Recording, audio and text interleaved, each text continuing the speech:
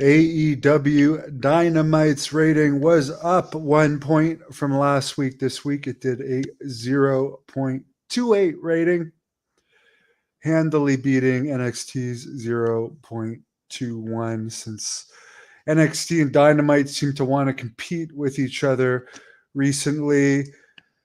The Rock was on Joe Rogan's podcast this week. I haven't watched the whole thing yet. One part of it that I have watched is The Rock alleging that he was thinking of switching from wrestling to MMA in 1997. He was going to go to Pride, where he was alleging he was making $150,000 in WWE in 1997, wrestling approximately 5 times a week, to Pride, where he was thinking that you could make more, claiming he could make more, and saying he knew Mark Kerr, who I've done several interviews with. And at one point, The Rock was going to do a movie about Mark Kerr, which Dave Meltzer has reported is not happening anymore, sadly, for Mark Kerr, who I really like as a person.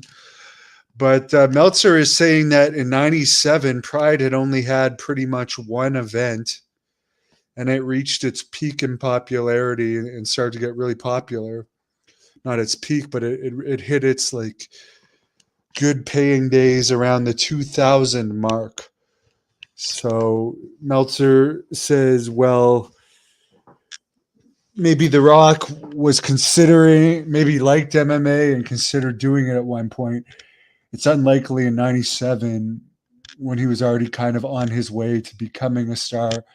And apparently Jim Ross had told Dave Meltzer already by this point The Rock was going to be the company's top guy within the next 5 years. He ended up doing it in 3.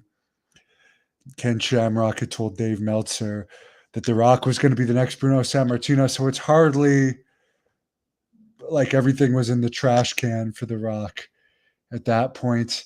Apparently, Mickey James is no longer listed on the Impact roster for the couple people that still watch Impact.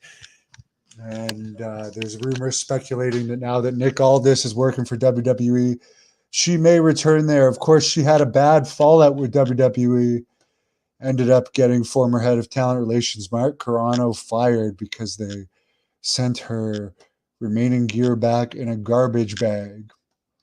Carano was a real asshole the one time I spoke to him on the phone. So good for her for getting him fired. Who knows what the hell he's doing now, or if he'll ever work in wrestling again. House of Wrestling is saying that NWA will be doing roster cuts following the company's TV tapings in January. We still don't know if, I guess they call their YouTube tapings TV tapings, because there's still no announcement regarding, TV show. At one point, it was speculated they were going to be on the CW network, which NXT is now going to be on the CW network. Apparently, the cuts are because NWA is paying for this promotion himself, and there's little to no sponsorship money coming in. And I recently actually saw on YouTube they've dropped below in popularity of MLW on YouTube. There's a bunch of companies that Hannibal TV is more popular on YouTube than some of the lower level wrestling companies, which I am proud of, since I am surely not a millionaire like the owners of these companies. Ring of Honor, we're still above. Women of Wrestling, we're above MLW and NWA. But for a long time, NWA was more popular than MLW on YouTube. And now, maybe because then MLW's gone off TV, they maybe got some more popularity on YouTube. But NWA definitely struggling in popularity lately. Apparently, they're going to be running a quote-unquote bare bones crew for their taping in Sarasota, Florida this weekend. Violent J of the Insane Clown Posse, big wrestling fan, and seems to be a great guy from the interviews I've seen. I'd love to interview him. Apparently flies himself in and works for free on these NWA shows. Logan Paul is going to be is advertised for the Perth, Australia WWE Elimination Chamber 2024 show. And there's a Backlash event. It's going to be a premium live event in France from the Lion Designs Arena, LCDC Arena. Sorry, LCDC Arena in Lyon, Decines, France. Sorry, I know I'm mispronouncing that. May 4th, 2024. I would love to go to France sometime. Beautiful. I love French women. Vince McMahon sold 30% of his stock, which was worth over $640 million recently. He has been selling off his stock for years. Most recently sold a large amount to pay for his most recent failed XFL endeavor, which he appears to have stopped now that The Rock's taken it over.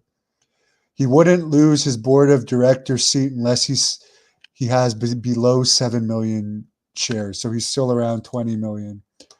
No danger of him losing his stock. Devin Nichols. Okay, it's actually pronounced Devon, or it's spelt Devon, Devon, Nichoolson. But hello, Matthew. Thank you for tuning in, and I wish everyone a wonderful evening. Thank you for watching the Hannibal TV. Please like this video if you enjoyed it, and click the subscribe button to not miss any of our latest shoot interviews, match videos, or